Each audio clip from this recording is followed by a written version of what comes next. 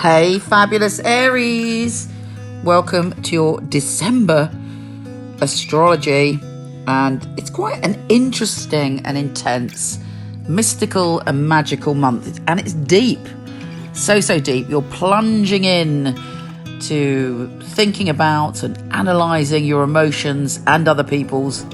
You're super psychic. So it's very important that you pay attention to your gut feelings. Write down your dreams. You're going to sense something. You might also sense that someone's attracted to you, and either there's a complication, or it's a bit naughty, or there's a secret connected to it. Maybe that you're in a relationship or they're in a relationship, but you've got this very intense desire surfacing. You're reconnecting to your sexuality, and you're also delving deep into yourself, which is actually the perfect thing to do at the end of the year. Maybe you're thinking about what's happened this year and where you want to go. But Venus is going into Scorpio and awakening you to your sexuality, and also making you think about business and investment and what you want to do to create abundance in your life. And actually with Venus here, it's going to be very helpful for you. We do have the Sun square Mars and the Sun square Neptune at the beginning of the month. You're kind of toying with making changes, but you're not really sure whether you should act now or later. I have to say that Mercury turns direct on the 7th. I think it's the 7th anyway. And after that, things get a lot easier. But he's in shadow until really the 24th, around that time. So things are much better. Things are getting clearer, but there could still be a few misunderstandings. And you're kind of thinking about what you want to do and where you want to go with that, particularly if you are in a situation where there's a kind of secrets around you, attractions, and kind of some kind of naughty shenanigans going on, or a kind of a desire or an addiction or a compulsion. Is there something that's got a grip of you? Well, that gets easier when Mercury goes direct. Now, the new moon is quite complex. On the one hand, it's fabulous because it's urging you to go on an adventure and to stretch yourself. We do have the Sun and Jupiter, and then the new moon in Sagittarius, and later on in the month we've got Mercury going into Sagittarius. So you can't be held back. You want to be free. You want to make radical and sweeping changes.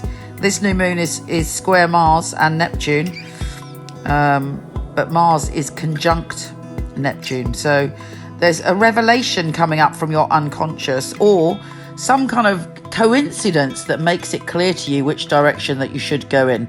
And actually you're going to be bounding forward. You're brazen, you're bold, you're impulsive. Not only this month, but actually for the rest of the year. You want to just sweep into a brand new world, and you want to taste things that you've never tasted before. You want to study and learn, etc. Mercury actually goes into Sagittarius on the 12th. And then just be careful that you're not overly blunt, because you are like saying it as it is. And if somebody's pissed you off, you're going to tell them directly to their face before you can even stop yourself. Even if it was a boss or a person in a position of power, the words just trip off your tongue. So be cautious. Although you're super confident as well, particularly when the Sun trines Uranus on the 20th. With Mars sextile Pluto, all of these hunches and psychic intuitions you have are also pointing towards change when it comes to your career, and you're feeling quite confident about it. You're feeling very bold, but in a positive way this month, and also quite romantic on the 21st. And as we head towards Christmas with Venus trine Neptune, it's deep. You might be sort of discussing the kind of real deep things about a partner or a potential partner. It's definitely not superficial. Everything is heightened. You have a lot of empathy for your partner. You see things on a new level, and you're talking about each other's psychology and where you've come from and where you're going. But there could be somebody that you meet out of the blue, and you feel like you've known them for eternity. It's like a past life connection, and it's so insanely intense, it might be difficult for you to see things clearly. Now, the Sun also enters Capricorn on the 21st. And that turns your head towards business. With Mercury conjunct Jupiter on the 21st, you have a lot of opportunity to expand, possibly overseas, or have connections to do with study that really inspire you.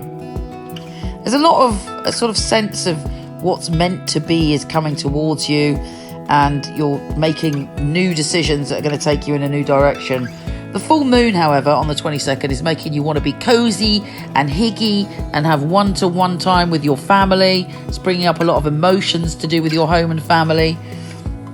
And it can be quite illuminating, and you realise who is important to you and who you feel secure and comfortable with. We also have Mars trine the North Node. There's a lot of karmic stuff coming up around home and family as well towards the end of the month. Mind you, I mean, that's sort of a natural progression for you. With Venus sextile Pluto, you could step into a position of power even before the new year. You're sensing where you've got to step, and you're inviting it in. But you're doing a lot of work on yourself. You're looking at what you need to change and what you can tinker with to make the changes that you want. And as long as you don't sort of fall headlong into obsession, which is a danger in December, there's some radical and fabulous moves on the horizon for you. Take care, gorgeous, and I'll speak to you soon.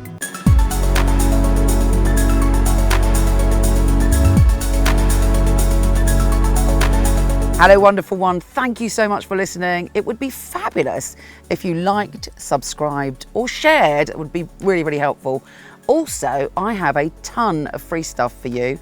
Horoscope.co.uk for everything astrology, and michelleknight.com for everything psychic and free tarot reading. See you there.